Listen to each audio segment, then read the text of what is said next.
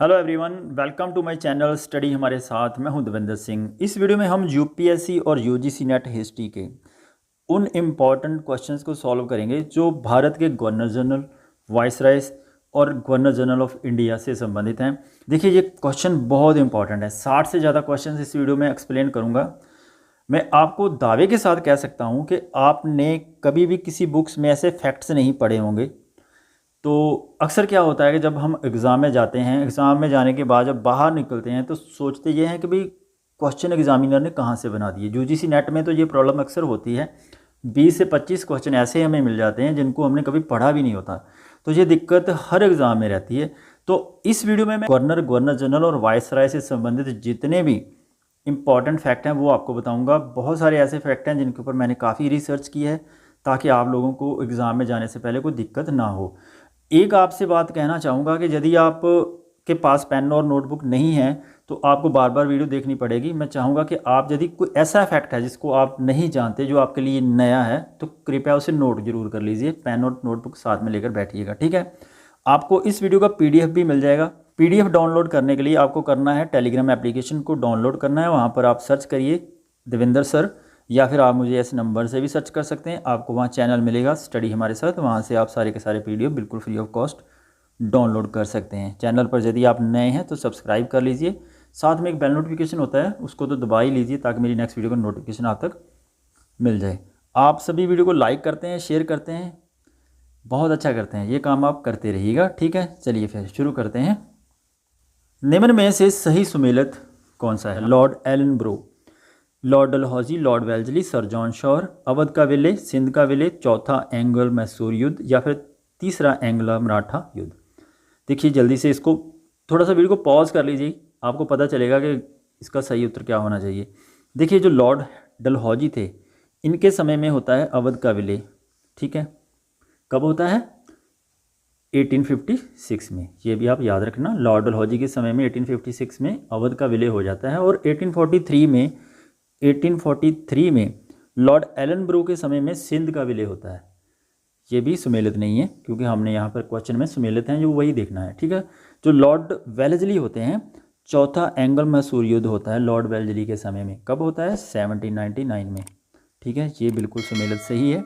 और sir John sure के समय में तीसरा एंग्लो मराठा युद्ध होता है, गलत है। क्योंकि जो तीसरा एंग्लो मराठा युद्ध होता है ये होता है 1817 में। उस समय जो लॉर्ड होते हैं वो होते हैं लॉर्ड हेस्टिंग। ये भी याद रखना, लॉर्ड हेस्टिंग के समय में तीसरा एंग्लो मराठा युद्ध होता है। ये भी सुमेलित नहीं है, ए, बी और डी सुमेलित नहीं है। जो सही है वो है ऑप्शन सी। किस गवर्नर जनरल ने यह घोषित किया कि बहादुर शाह की मृत्यु के पश्चात मुगल राजा की उपाधि से वंचित रहेंगे? अब यहाँ पर हमने देखना है कि कौन सा ऐसा गवर्नर जनरल था जिसने ये डिक्लेयर किया था कि बहादुर शाह की मौत के पश्चात जो मुग़ल हैं उनको राजा का टाइटल नहीं मिलेगा। नेपियर, हार्डिंग, डलहौजी या फिर कैनिंग? जल्दी से इसका आंसर सोचिए, क्या होना चाहिए इसका उत्तर।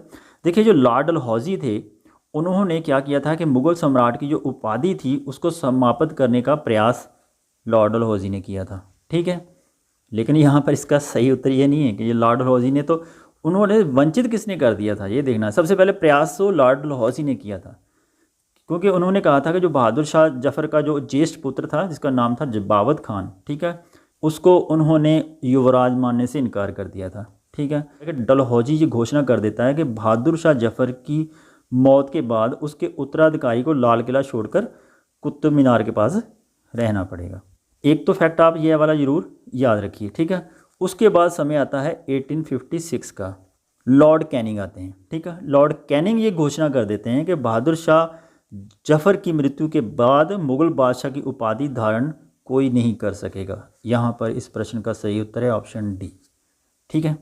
अभी यहाँ पर और आपको फैक्ट बताता हूँ जो बहुत इम्पॉर्टेंट है, जो आपको बहुत बार एग्ज़ाम में पूछे जाते हैं और आप लोगों को उसको नोट भी करना है, ठीक है। जो लॉर्ड हार्डिंग थे उन्होंने एक स्टेटमेंट जारी किया था कि कहा था कि बादशाह अब हम आपको मिलॉर्ड नहीं कहेंगे, जब आप समता का व्यवहार करेंगे तभी हम आपको मिलॉर्ड कहा करेंगे। कई बार एग्जाम में पूछा जाता है। ये स्टेटमेंट थी लॉर्ड हार्डिंग की, ठीक है। एक बहुत ही इंपॉर्टेंट ब्रिटिशर थे एम हर्ट्स, उन्होंने कहा कि आप एक नाम मात्र के प्रमुख हैं। उन्होंने मुगलों के बारे में ये बात कही थी कि आप एक नाम मात्र के प्रमुख हैं, आपके कोई भी अधिकार या फिर कर्तव्य अब बिल्कुल भी नहीं रहे। एक इम्पॉर्टेंट बात आपने और याद रखनी है कि लॉर्ड ऑकलैंड के दीवाने आम और दीवाने खास, वहाँ पर जो दरबार लगता था दीवाने आम और दीवाने खास में, उस दरबार को बंद करवा दिया था। किसने किया था? लॉर्ड ऑकलैंड ने। ये भी आप हमेशा याद रखना। इस प्रश्न का यहाँ पर सही उत्तर है ऑप्शन डी। बहुत अच्छा प्रश्न है। किसे लॉर्ड कर्जन ने 1901 में पुरातात्विक विभाग का डायरेक्टर जनरल नियुक्त किया था? A Cunningham, M Wheeler, Sir John Marshall, Sir R D Banerjee. किसको लगाया था उन्होंने 1901 में? लॉर्ड कर्जन ने। लॉर्ड कर्जन उस समय वाइसरॉय थे भारत के।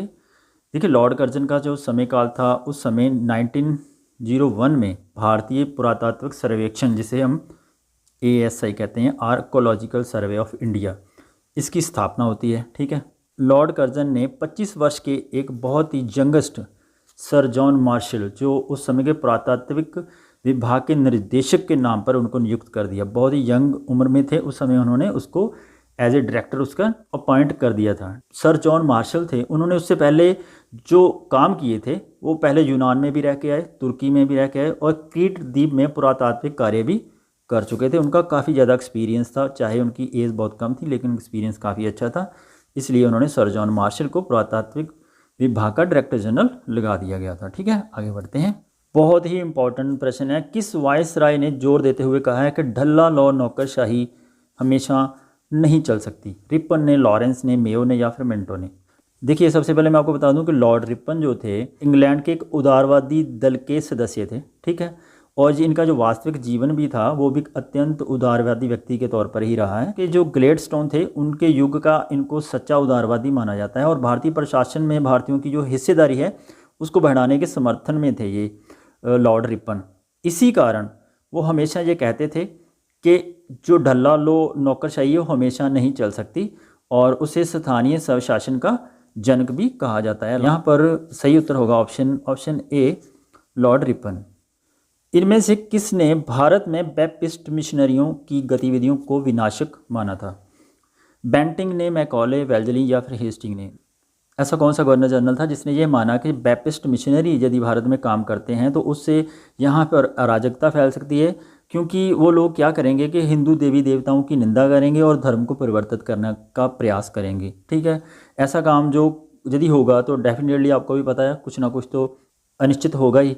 ठीक है, इंग्लैंड के बैप्टिस्ट मिशनरियों में 3 लोग थे। ठीक है, उन्होंने क्या किया था कि कोलकाता में अपनी जो स्टार्टिंग में अपनी गतिविधियों को शुरू किया था। उनमें तो एक आते थे विलियम कैरी, जैशुआ मार्शमैन और विलियम वर्ड। 3 नाम आप याद रखना, एक विलियम कैरी थे, जैशुआ मार्शमैन एंड विलियम वार्ड। इन तीनों को श्रीरामपुर की त्रिमूर्ति भी कहा जाता है। ठीक है, लेकिन इनकी गतिविधियों को देखने के बाद लॉर्ड वेल्जली ने देखा कि ये हिंदू देवी देवताओं की निंदा करते हैं और धर्म को परिवर्तित करने का प्रयास करते हैं और इसीलिए उसने इनको विनाशक माना। ठीक है, यहाँ पर सही उत्तर है ऑप्शन सी।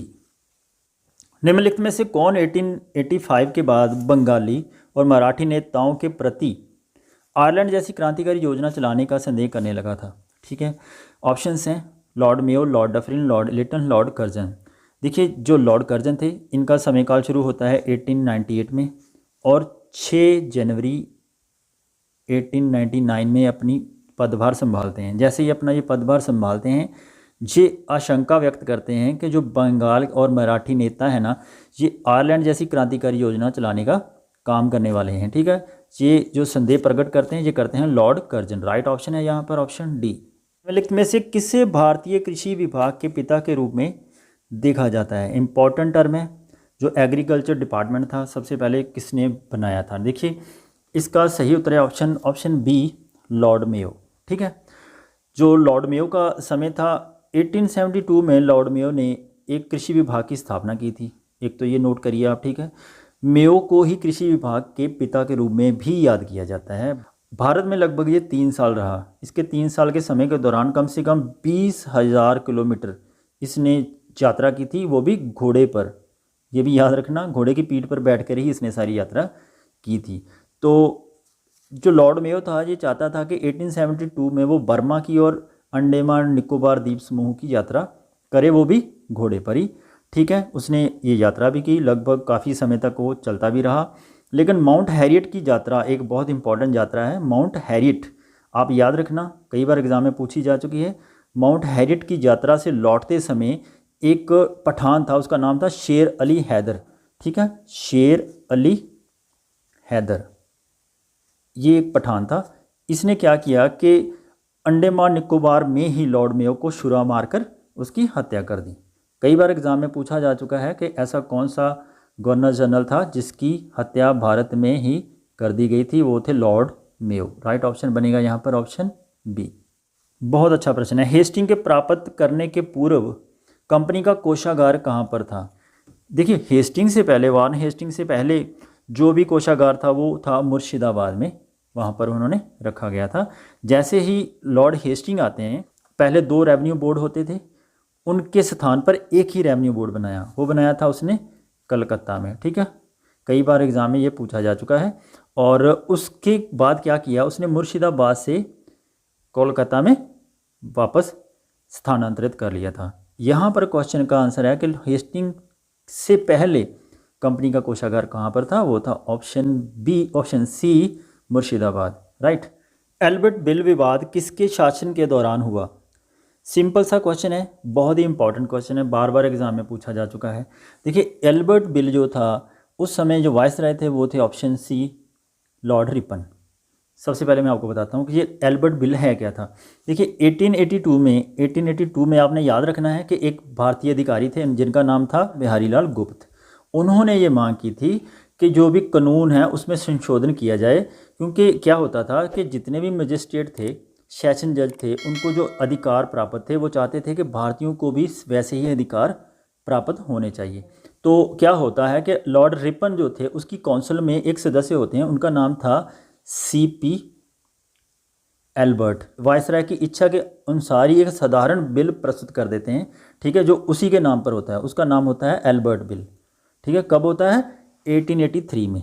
उसी बिल को ही एल्बर्ट बिल कहा जाता है। ठीक है, इस बिल में क्या प्रावधान था कि भारतीय न्यायाधीश जो थे उनको भी अंग्रेज न्यायाधीशों के समान ही अधिकार मिलने चाहिए, ये प्रस्ताव था उस बिल में। ठीक है, और इस प्रस्ताव को अंग्रेज़ खासतौर पे जो वहाँ पर जो अंग्रेज़ होंगे वो तो उसका विरोध करेंगे ही। ठीक है, कोलकाता के आसपास के रहने वाले जो अंग्रेज़ व्यापारी थे वो भी उसका विरोध करेंगे, जो चाय बागानों के मालिक थे वो भी उसका विरोध करेंगे। इन्होंने क्या किया कि इकट्ठे होके एक एसोसिएशन बना दी।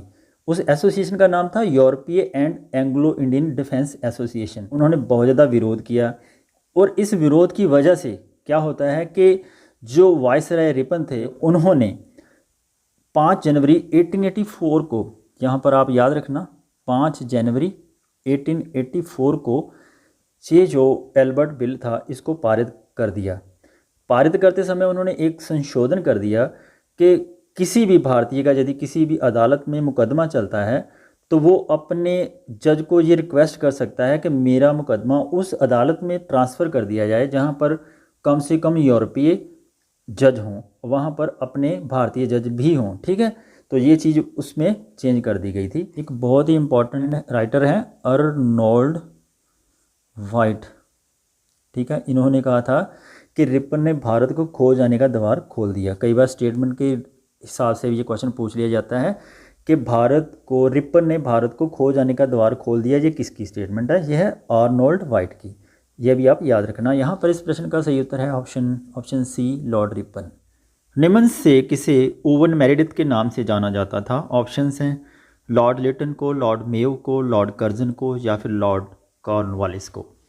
देखिए, ओवन मेरेडिथ एक बहुत बड़ी उपाधि थी जो इनमें से किसी एक लॉर्ड को दी जाती थी। बहुत ही इंपॉर्टेंट है ये। सबसे पहले मैं आपको बता दूं कि लॉर्ड लिटन जो थे, ऑप्शन ए यहाँ पर इसका सही उत्तर है। पहले तो मैं आपको आंसर इसी का बता देता हूँ। लॉर्ड लिटन को ओवन मेरेडिथ के नाम से भी जाना जाता था। क्यों? क्योंकि लॉर्ड लिटन एक बहुत ही अच्छा कूटनीतिज्ञ था और ब्रिटिश के बहुत सारे विदेश मंत्रालयों के कई इंपॉर्टेंट पोजीशंस पर वो काम कर चुका था।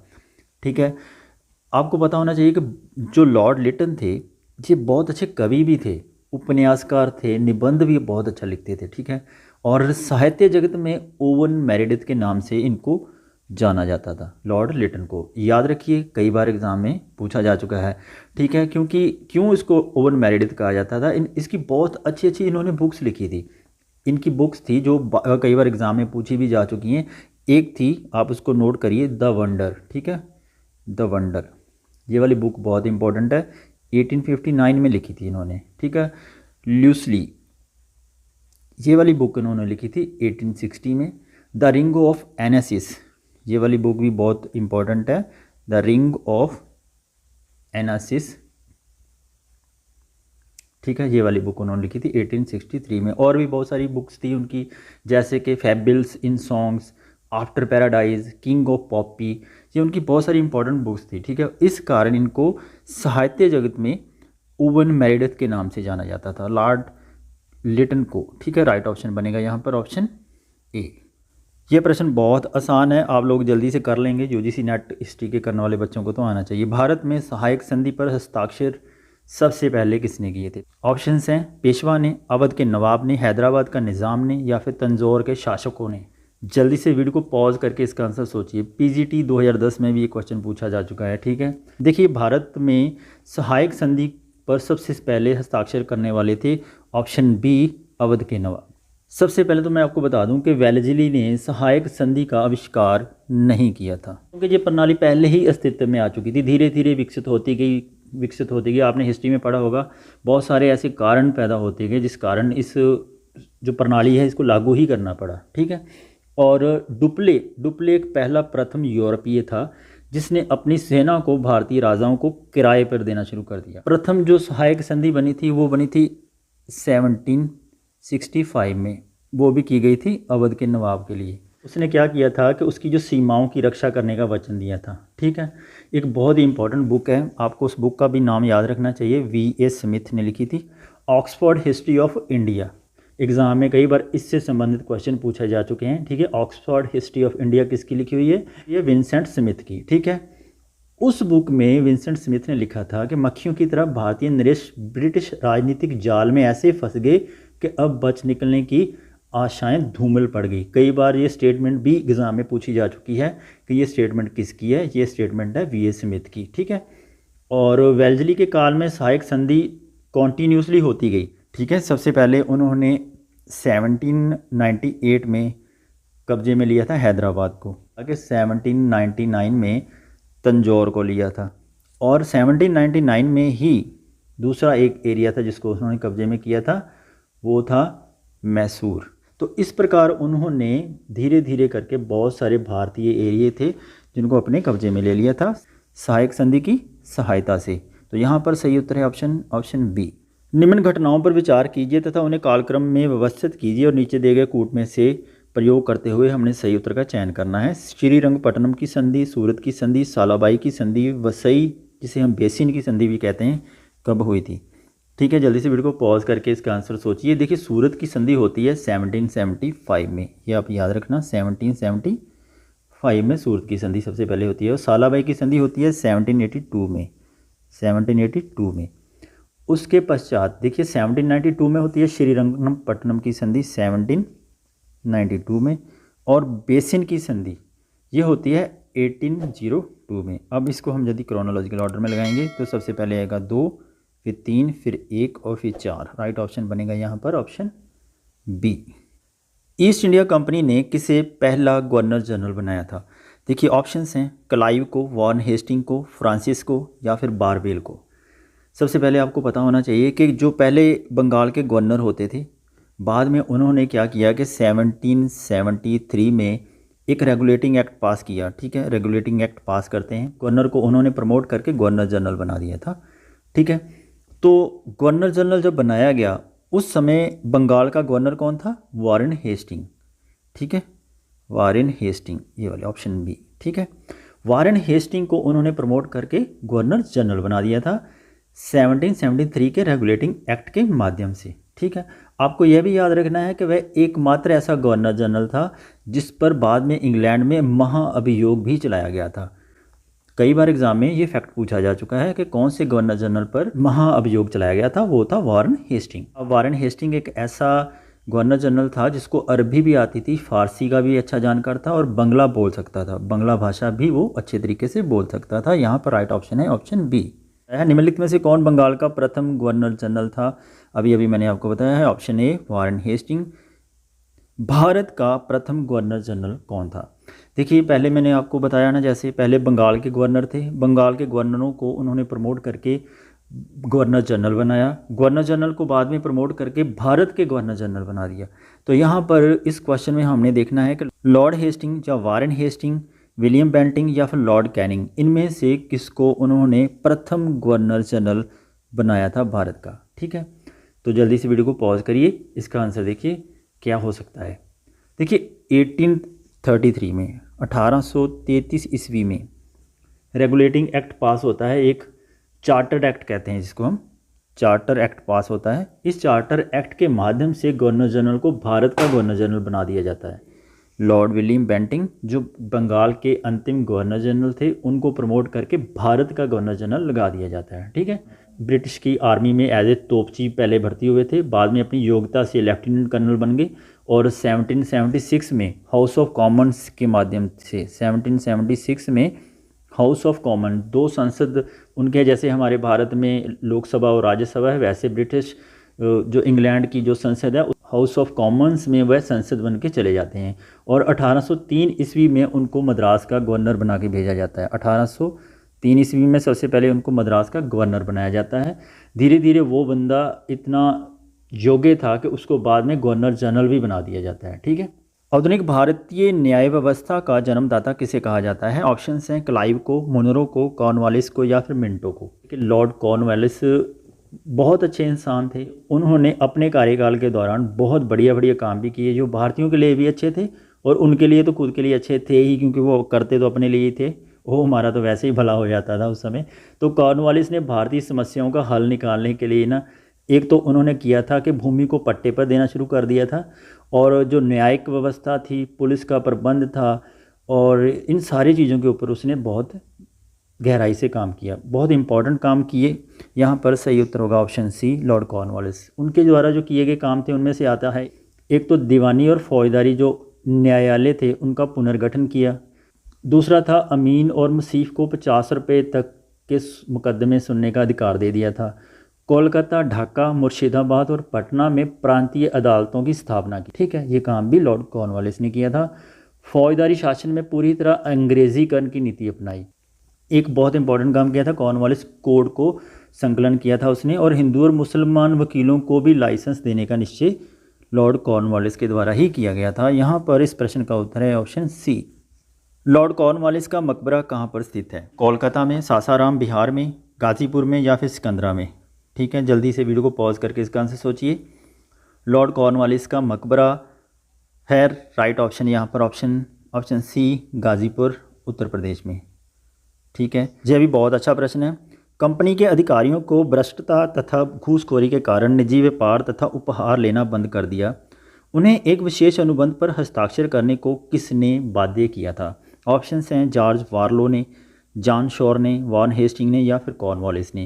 देखिए कॉर्नवालिस की ही मैं बात कर रहा हूँ, तो कॉर्नवालिस एक बहुत ही ईमानदार बंदा था। उसको पता चल गया था कि उसकी सेना में लोग क्या करते हैं, घूस ले रहे हैं, बहुत ज़्यादा वहाँ पर भ्रष्टाचार है। उसको पता चल गया कि लोगों की जो पेंशन है, तनख्वाह है, वो कम है, जिस कारण उनको मजबूरीवश भ्रष्टाचार करना पड़ रहा है। तो उसने उनकी सभी की तनख्वाह बढ़ा दी, कलेक्टर की 1500 रुपये बढ़ा दी मासिक तनख्वाह, और जो लोग कमीशन इकट्ठा करते थे उनका कमीशन 1% बढ़ा दिया था। ठीक है, 1% कमीशन ही बढ़ा दिया था ताकि उनको घूसखोरी की ज़रूरत ही ना पड़े। यहाँ पर सही उत्तर है ऑप्शन डी, कॉर्नवालिस।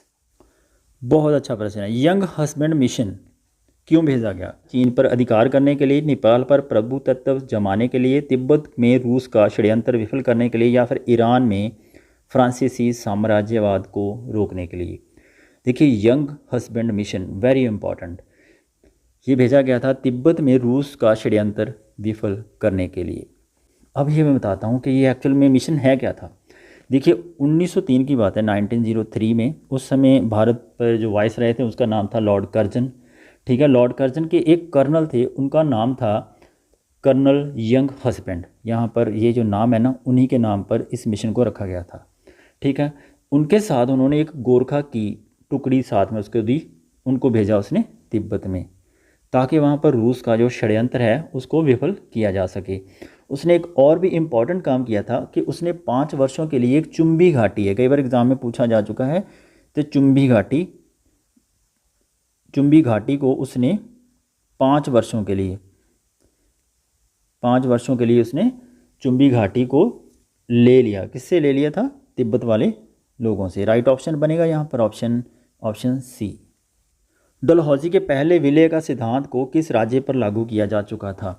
देखिए, डलहौजी से पहले जब डलहौजी आते हैं, विलय का सिद्धांत डॉक्ट्राइन ऑफ लैप्स, इसको मैंने पहले भी आपको क्वेश्चन में आपको बताया कि ये वाला सिद्धांत था, ये धीरे धीरे करके डेवलप हुआ। ठीक है, जब तक ये विलय का सिद्धांत पूरी तरह लागू किया जाता है लॉर्ड डलहौजी के द्वारा, उससे पहले बहुत सारे एरिया ऐसे थे जिनको उन्होंने बिना किसी पॉलिसी के ही उसने अपने अंडर में कर लिया था।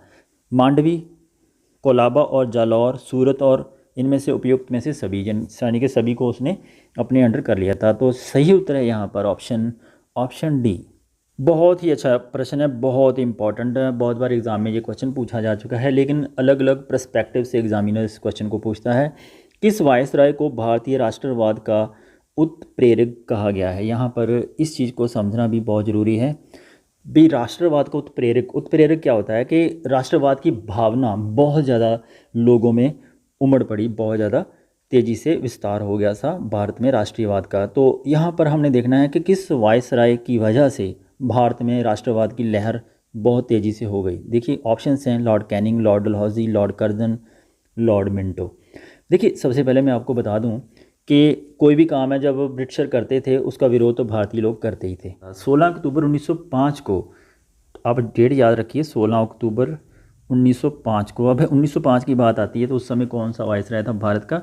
Lord Curzon. यहाँ पर ऑप्शन सी तो यहाँ पर सही आंसर होगा, लेकिन कैसे होगा? तो लॉर्ड कर्जन ने एक योजना लागू की थी जिसका नाम था बंग योजना। बंगाल का विभाजन करने की योजना थी जिसका विरोध करना शुरू कर दिया भारतीयों ने। स्वदेशी आंदोलन का आयोजन बंगाल में ही नहीं पूरे देश में ही शुरू हो गया था। ठीक है, इस योजना के अंतर्गत भारतीयों के अंदर इतनी ज़्यादा राष्ट्रवाद की भावना उत्प्रेरक हो गई कि लोगों को पता चल गया कि अभी हमें ब्रिटिशर गवर्नमेंट के साथ लोहा लेना ही पड़ेगा। तो हमारे जो राष्ट्रवाद के जो मेन नेता थे, जो मेन कवि थे, रविंद्रनाथ टैगोर, उन्होंने एक बात, बहुत इंपॉर्टेंट बात कही थी। क्या कहा था? कि कर्जन में मानव तत्व का अभाव है। बहुत इंपॉर्टेंट है, बार बार एग्जाम में इससे संबंधित क्वेश्चन पूछा जा चुका है। यहाँ पर राइट ऑप्शन है ऑप्शन सी, लॉर्ड कर्जन। चतुराईपूर्ण निष्क्रियता की नीति के साथ कौन सा वायसराय जुड़ा था? William Bentinck, Lord Canning, John Lawrence, Lord Mayo. जल्दी से वीडियो को पॉज करिए, इसका आंसर सोचिए। राइट ऑप्शन है यहाँ पर ऑप्शन सी, जॉन लॉरेंस। बहुत अच्छा प्रश्न है। बंगाल में द्वैध शासन का अंत कब होता है? हमने यहाँ पर ईयर देखना है, कौन से ईयर में बंगाल में द्वैध शासन का अंत हो जाता है। सन 1771 में, ऑप्शन बी है 1772 में, ऑप्शन सी 1773 में, या फिर ऑप्शन डी 1774 में। जो बंगाल में द्वैध शासन का अंत होता है वो होता है ऑप्शन बी 1772 में। कौन करते हैं? Warren Hastings. याद रखिएगा, वारेन हेस्टिंग के द्वारा 1772 में बंगाल में द्वैध शासन का अंत कर दिया जाता है। लेकिन इसको शुरू कौन करता है? 1765 में। उस समय कौन होते हैं? क्लाइव, रॉबर्ट क्लाइव उस समय भारत के गवर्नर जनरल होते हैं। यहाँ पर सही उत्तर है ऑप्शन बी। आगे बढ़ते हैं। देखिए पिछले ही क्वेश्चन में मैंने आपको बताया ना, बंगाल में द्वैध सरकार की स्थापना किसने की थी? लॉर्ड कॉर्नवालिस ने, लॉर्ड वेल्जनी ने, लॉर्ड हेस्टिंग ने, या फिर रॉबर्ट क्लाइव ने। ये की थी ऑप्शन डी, रॉबर्ट क्लाइव ने। बंगाल में रॉबर्ट क्लाइव द्वारा स्थापित द्वैध सरकार को किसने समाप्त किया था? लॉर्ड कॉर्नवालिस ने, लॉर्ड हेस्टिंग्स ने, लॉर्ड वेल्जनी ने, या फिर लॉर्ड मिंटो ने। बंगाल में रॉबर्ट क्लाइव के द्वारा स्थापित की गई सरकार को समाप्त किया था वारेन हेस्टिंग्स ने। राइट ऑप्शन बनेगा यहाँ पर ऑप्शन बी। भारत में स्त्रियों की शिक्षा की अनुमति किसने दी थी? ऑप्शन है डलहौसी ने, विलियम बेंटिंग ने, हॉर्डिंग प्रथम ने, या फिर ऑप्शन डी एलन ब्रो ने। देखिए बहुत इंपॉर्टेंट प्रश्न है। राइट ऑप्शन है बनेगा यहाँ पर लॉर्ड डलहौसी ने। 1850 में लॉर्ड डलहौसी ने ये परमिशन दे दी थी कि लड़कियों के लिए भी शिक्षा बहुत ज़रूरी है। उसके साथ साथ क्या हुआ था कि 1854 में चार्ल्स वुड का जो निर्देश पत्र जारी होता है उसमें भी लड़कियों की शिक्षा के विषय में एक अंश जोड़ दिया गया था कि लड़कियों की शिक्षा अनिवार्य की जाएगी। ठीक है, यहाँ पर सही उत्तर है ऑप्शन ए लॉर्ड डलहौजी। गोद प्रथा का निषेध का सिद्धांत किस पर लागू किया गया? ऑप्शंस हैं सिर्फ हिंदू राज्यों पर, ऑप्शन बी है हिंदू तथा मुस्लिम राज्यों पर, ऑप्शन सी कुशासित राज्य पर, या फिर ऑप्शन डी उत्तरी राज्यों पर। जल्दी से वीडियो को पॉज करिए और इसका आंसर सोचिए। सबसे आसान प्रश्न है, गोद प्रथा का निषेध का सिद्धांत किन पर लागू किया गया था? गोद प्रथा थी वो सबसे पहले आपको मैं बता दूं 1852 में लॉर्ड डलहौजी ने शुरू की थी। इसको उसने 3 हिस्सों में बांट रखा था। एक था स्वतंत्र राज्य, दूसरे थे आश्रित और तीसरे थे अधीन। स्वतंत्र राज्यों में वो राज्य आते थे जिन्होंने ब्रिटिश गवर्नमेंट को सत्ता जमाने के लिए हेल्प की थी, उनको उन्होंने स्वतंत्र राज्यों की श्रेणी में रखा था। कुछ आश्रित राज्य थे जैसे कि झांसी पेशवा के अधीन था, ऐसे काफ़ी राज्य थे। और तीसरी श्रेणी में उसने उन राज्यों को रखा था जिनको ब्रिटिश सरकार ने बनाया था। ठीक है, 1848 में उसने 17 को अपने कब्जे में किया था। ठीक है, और उसके बाद 1849 में उसने दोबारा से 2 राज्य बहुत इंपॉर्टेंट थे, एक तो था जैतपुर, दूसरा संबलपुर, उसको भी अपने अंडर कर लिया। और 1850 में बहुत इंपॉर्टेंट एक जगह थी बागठ। ठीक है, इसको भी उसने अपने कब्जे में कर लिया था। ठीक, और एक इम्पॉर्टेंट है 1853 में उसने झांसी को अपने अंडर कर लिया, और 1854 में उसने नागपुर को अपने राज्य में मिला लिया था। सभी के सभी जितने भी ये राज्य थे ये हिंदू राज्य थे। ठीक है, यहाँ पर इस प्रश्न का सही उत्तर है ऑप्शन ए। लॉर्ड कर्जन ने प्राचीन भारतीय स्मारक सुरक्षा कानून पारित किया था। इस कानून ने क्या क्या प्रावधान थे? ठीक है, ऑप्शंस हैं प्राचीन भारत में गौरव चिन्हों को सुरक्षित करना, ऑप्शन बी है ऐतिहासिक शोध को अग्रसर करने की प्रेरणा दी, ऑप्शन सी है राष्ट्रीय स्मारकों की सुरक्षा के लिए लोगों ने राष्ट्रीय चेतना जागृत की, और ऑप्शन डी है ऐतिहासिक साहित्य के विकास में योगदान दिया। देखिए, जो लॉर्ड कर्जन के प्राचीन भारतीय स्मारक सुरक्षा कानून था उसका मेन टारगेट था, मेन मकसद था राष्ट्रीय स्मारकों की सुरक्षा के लिए लोगों ने जो राष्ट्रीय चेतना जागृत की। सही उत्तर होगा ऑप्शन सी। निम्नलिखित में से किस गवर्नर जनरल वायसराय ने पुरातात्विक अवशेषों के रखरखाव में गहन दिलचस्पी दिखाई? जैसे मैंने आपको पहले ही कहा है कि क्वेश्चन से ही क्वेश्चन क्रिएट होते हैं। देखिए, Lord Ripon, Lord William Bentinck, Lord Curzon, Lord Dufferin, आपको भी पता है कि जो पुरातात्विक अवशेषों के बारे में रखरखाव के बारे में ज़्यादा दिलचस्पी दिखाई थी वो थे ऑप्शन सी लॉर्ड कर्जन, और इन्होंने ही आर्कोलॉजिकल सर्वे ऑफ इंडिया की स्थापना की थी। ठीक है, आगे बढ़ते हैं। किस गवर्नर जनरल के काल में प्राचीन इमारत संरक्षण एक्ट लागू हुआ? यहाँ पर हमने देखना है कि लागू किया था, बनाया तो किसने था? लॉर्ड कर्जन ने, और लागू भी लॉर्ड कर्जन ने ही किया था। राइट ऑप्शन बनेगा यहाँ पर ऑप्शन सी। किस गवर्नर जनरल के काल में प्राचीन इमारत संरक्षण एक्ट लागू हुआ? यहाँ पर हमने देखना है कि इमारत संरक्षण एक्ट कब लागू किया गया था। लॉर्ड मेंटो, लॉर्ड लिलिंथ को, लॉर्ड कर्जन, या फिर लॉर्ड कैनिंग? वीडियो को पॉज करके इसका आंसर सोचिए। राइट ऑप्शन है यहाँ पर ऑप्शन सी लॉर्ड कर्जन। प्राचीन स्मारक प्रशिक्षण अधिनियम किस वायसराय के काल में पारित हुआ? ऑप्शन हैं Lord Hardinge, Lord Lytton, Lord Curzon, या फिर नॉर्थ ब्रुक। देखिए, जो प्राचीन स्मारक प्रशिक्षण अधिनियम था वो पारित होता है ऑप्शन सी लॉर्ड कर्जन के समय में। ठीक है, बहुत अच्छा प्रश्न है, वेरी इंपॉर्टेंट। पिंडारियों को सुनहला झंडा किसने प्रदान किया था? ऑप्शंस हैं जसवंत राव होलकर ने, माधव राव सिंधिया ने, मल्हार राव होलकर्स ने, या फिर ऑप्शन डी है जुझारू राव होलकर्स ने। देखिए, जो पिंडारी, सबसे पहले तो इस वर्ड्स को आप अंडरलाइन करिए। पिंडारी मराठा भाषा का एक बहुत इंपॉर्टेंट शब्द है। यह लुटेरों का एक दल होता था। ठीक, आप याद रखिए, लुटेरों का एक दल होता था जिसमें बहुत ही ज़्यादा हिंदू और मुस्लिम दोनों ही शामिल थे, और उनको मराठाओं का भी समर्थन प्राप्त था। राइट, ये बात आप याद रखिएगा। मल्हार राव होलकर ने उन्हें सुनहला झंडा प्रदान किया था। राइट ऑप्शन बनेगा यहाँ पर ऑप्शन सी। जैसे मैंने पिछले ही क्वेश्चन में आपको बताया कि पिंडारियों और पठानों का दमन किसके काल में हुआ था? राइट ऑप्शन है यहाँ पर ऑप्शन बी लॉर्ड हेस्टिंग के काल में। बहुत ही इंपॉर्टेंट प्रश्न है, वेरी इंपॉर्टेंट। भारत में सिविल सर्विसेज किसने प्रारंभ की थी? सोचने के लिए तो बहुत आसान प्रश्न है, आप जल्दी से इसका आंसर दे दोगे, लेकिन इसकी जो हिस्ट्री है ना वो आपको जानकर बहुत इंटरेस्टिंग लगेगी। देखिए, भारत में सिविल सर्विसेज की जो शुरुआत है वो की थी ऑप्शन डी लॉर्ड कॉर्नवालिस ने। लॉर्ड कॉर्नवालिस को ही सिविल सेवा का जनक कहा जाता है। यहाँ तक आपको बिल्कुल पता होगा, मुझे भी पता है कि आपको इसके बारे में पता है, ठीक है।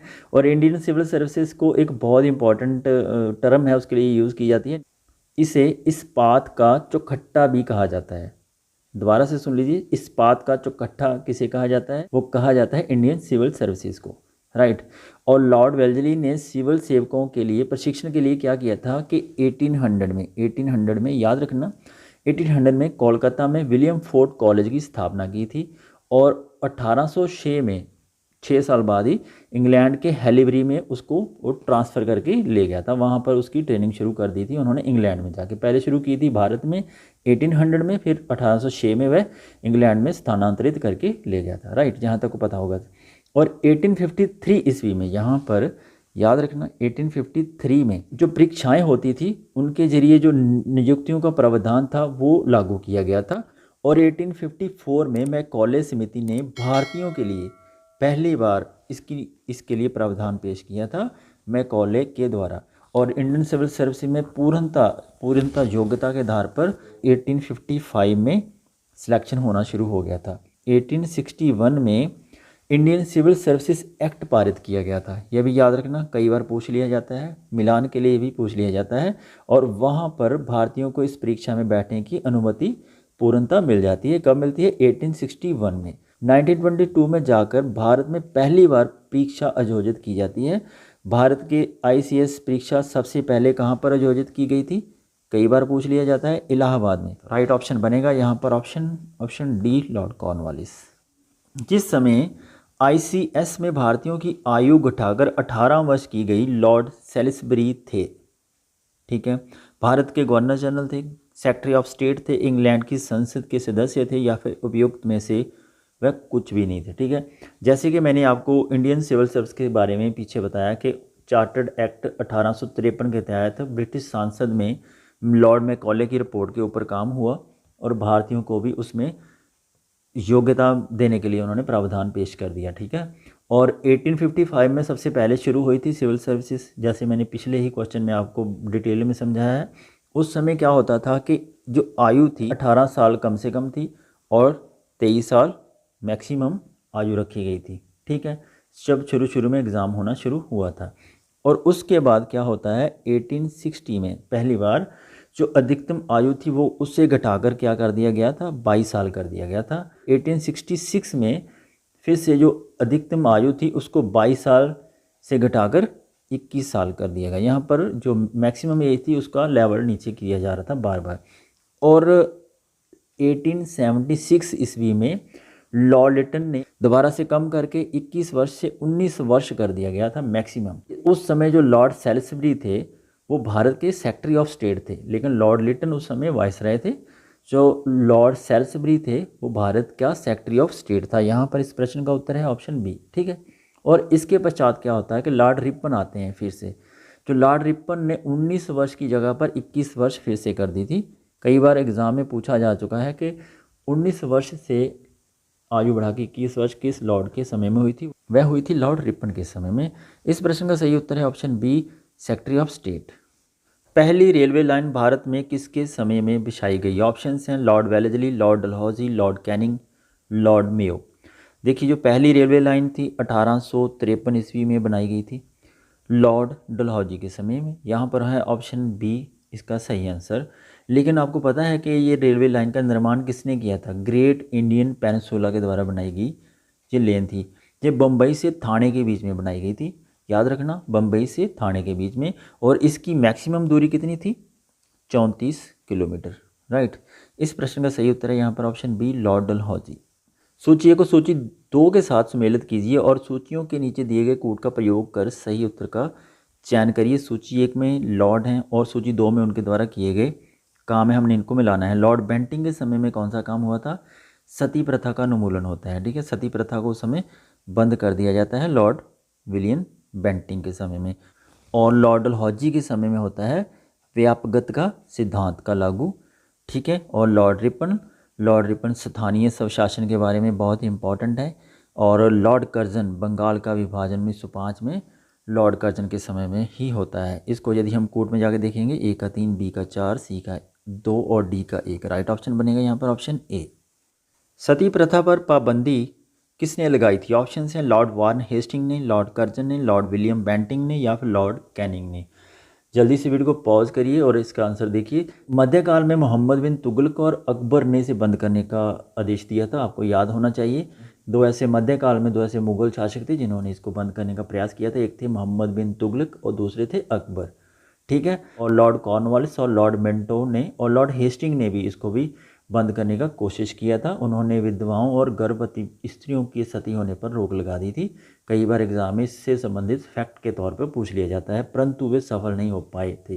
अंत में क्या होता है कि राजा राम मोहन राय के प्रयासों से ही लॉर्ड विलियम बेंटिंग ने एक नियम बनाया था, उसको लागू किया था 4 सितंबर 1829 में, ठीक है। और पूर्णतः इसको बंद करने का आदेश दिया गया था। सबसे पहले सती प्रथा को बंद करने का आदेश उन्होंने बंगाल प्रांत में लागू किया था और 1830 में, ठीक, इसके 1 साल बाद इसको जितने भी ब्रिटिश प्रांत थे जिनके ऊपर ब्रिटिश गवर्नमेंट का अधिकार था उसमें लागू किया गया था, जैसे मद्रास पर था, मुंबई पर था। तो यहाँ पर इस प्रश्न का सही उत्तर है option C, Lord William Bentinck. Lord William Bentinck से पूर्व सती प्रथा को सीमित करने हेतु निम्न में से किसने प्रयास नहीं किया था? यहाँ पर हमने देखना है किसने ऐसा प्रयास ही नहीं किया था। Lord Amherst, Lord Cornwallis, Lord Minto प्रथम या फिर लॉर्ड हेस्टिंग। देखिए, जिसने सती प्रथा के ऊपर कुछ भी ध्यान नहीं दिया था वो थे Lord Amherst. Right option है यहाँ पर ऑप्शन ए। बहुत ही अच्छा प्रश्न है। वह गवर्नर जनरल जिसने अदालतों में क्षेत्रीय भाषाओं को शुरू करवाया था। देखिए, लॉर्ड बेंटिंग थे, लॉर्ड कर्जन थे, लॉर्ड रिपन या फिर Lord Lytton. Lord William Bentinck ने ही सबसे पहले अदालतें थी वहाँ पर फारसी के स्थान पर जो क्षेत्रीय भाषाएं थी उनको लागू किया था।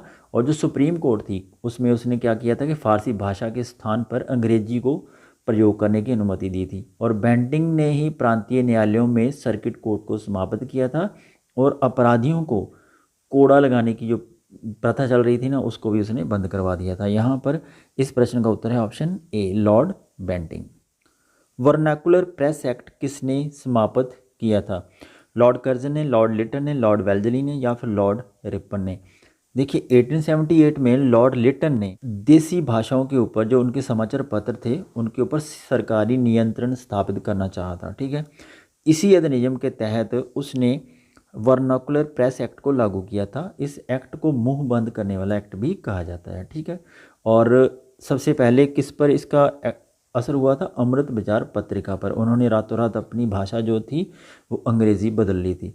और 1882 में जब लॉर्ड रिपन आते हैं वापस, उन्होंने इस एक्ट को ही बाद में फिर से समाप्त कर दिया था और प्रेस को फिर से ही आज़ादी दे दी थी। यहाँ पर इस प्रश्न का सही उत्तर है ऑप्शन डी। निम्नलिखित में से किसने वर्नाकुलर प्रेस एक्ट लागू किया था? मैंने पिछले ही क्वेश्चन में आपको बताया ना, लागू किसने किया था? वो किया था ऑप्शन सी, लॉर्ड लिटन ने। भारत में स्थानीय शासन को किसने प्रोत्साहित किया? लॉर्ड मेयो ने, लॉर्ड लिटन ने, लॉर्ड कैनिंग या फिर लॉर्ड रिपन। देखिए, आपको पता होना चाहिए कि जो डेवलपमेंट के काम करने वाले एक लॉर्ड थे वो थे option D, Lord Ripon. Lord Ripon ने क्या किया था? 1882 में स्थानीय स्वशासन की शुरुआत भारत में की थी। रिपन देश की नगर पालिकाओं को विकसित करना चाहता था। सबसे पहले आप ये याद रखिए, कई बार पूछ लिया जाता था। और उसके अनुसार इन्हीं से देश की राजनीतिक शिक्षा आरंभ होती है, उसका मानना था। और ग्रामीण प्रदेशों में स्थानीय बोर्डों की स्थापना भी उसने की थी। जिले में उप जिला विभाग और तहसील बोर्ड बनाने का काम भी उसी ने ही किया था। और सबसे पहले 1884 में मद्रास स्थानीय बोर्ड को उसने लागू किया था। और कलकत्ता में नगर पालिका अधिनियम रिपन के द्वारा ही पारित किया गया था। यहाँ पर ऑप्शन डी सही उत्तर होना चाहिए कि भारत में स्थानीय शासन को प्रोत्साहित करने का काम लॉर्ड रिपन ने किया था। भारत में पहली बार किस गवर्नर जनरल के समय में तार और रेल सेवा आरंभ की गई थी? ऑप्शन हैं Lord William Bentinck, Lord Dalhousie, Lord Ripon, Lord Canning. देखिए, 16 अप्रैल 1853 को भारत में सबसे पहले रेलगाड़ी बम्बई से थाने तक चलाई गई थी, जैसे मैंने आपको पिछले ही क्वेश्चन में बताया, ठीक है। और डलहौजी ने ही भारत में विद्युत तार का प्रारंभ भी किया था। और तार विभाग 1852 में शुरू किया गया था। और सबसे पहले जो तार थी, टेलीग्राफ की लाइन जो थी वो भी 1853 में ही छाई गई थी, कोलकाता से, याद रखना आप, आगरा तक, ठीक है। ओके, आगरा तक सबसे पहले तार बिछाई गई थी। राइट ऑप्शन बनेगा यहाँ पर ऑप्शन बी, लॉर्ड डलहौजी। किस वर्ष में कोलकाता से आगरा के मध्य प्रथम टेलीग्राफ लाइन प्रारंभ की गई थी? ऑप्शन हैं 1853, 1855, 1856 या फिर 1857। मैंने पिछले ही क्वेश्चन में आपको क्लियर किया था कि 1853 में सबसे पहले टेलीग्राफ लाइन बिछाई गई थी कोलकाता से लेकर आगरा तक। राइट ऑप्शन है यहाँ पर ऑप्शन ए। किस वायसराय के समय में बंगाल नगर पालिका अधिनियम 1884 पास किया गया था? Lord William Bentinck, Lord Dalhousie, Lord Ripon या फिर लॉर्ड कैनिंग। मैंने पिछले ही क्वेश्चन में इसको भी क्लियर किया था। लॉर्ड रिपन के समय में नगर पालिका अधिनियम 1884 में पारित किया गया था और पास किया गया था। ब्रिटिश शासन में ब्रिटेन के केवल एक ही राजा ने भारत की यात्रा की थी और अपना भव्य दरबार लगाया था। वह राजा कौन था? एडवर्ड सत्यम, जॉर्ज पंचम, एडवर्ड अष्टम या फिर जॉर्ज यस्ट।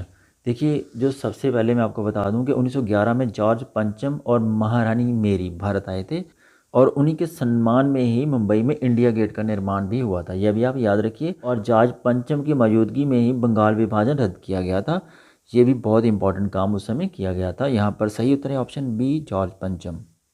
वेरी इंपॉर्टेंट प्रश्न। स्वतंत्र भारत के प्रथम भारतीय गवर्नर जनरल कौन थे? माउंटबेटन, सरदार वल्लभ भाई पटेल, डॉक्टर राजेंद्र प्रसाद और ऑप्शन डी है सी, राजगोपालाचारी। देखिए, बहुत ही इंपॉर्टेंट प्रश्न है। ऐसे प्रश्न गलत नहीं होने चाहिए और आसान भी हैं। आप जल्दी से वीडियो को पॉज करिए और इसका आंसर सोचिए।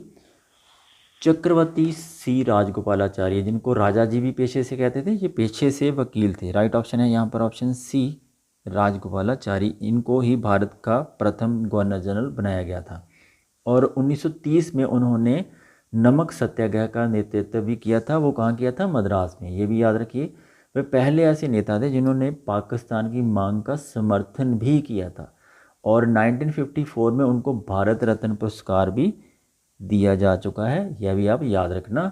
और आधुनिक भारत में इतिहास का चाणक्य किसे कहा जाता है?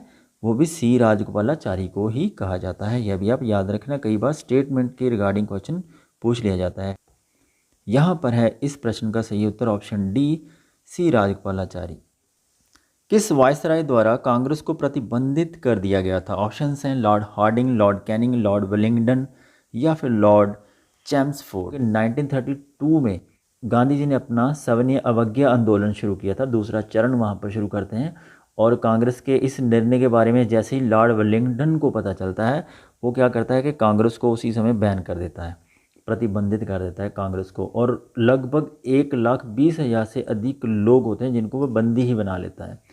और उनके बारे में ये कहा जाता है कि उसने अपनी बहन को एक खत लिखा था और खत के अंदर उसने एक बात, इंपॉर्टेंट बात लिखी थी, वो आप नोट रखिए, कई बार पूछ लिया जाता है। ये जो स्टेटमेंट है किसकी है? अगर गांधी ना होता तो यह दुनिया वाकई खूबसूरत होती।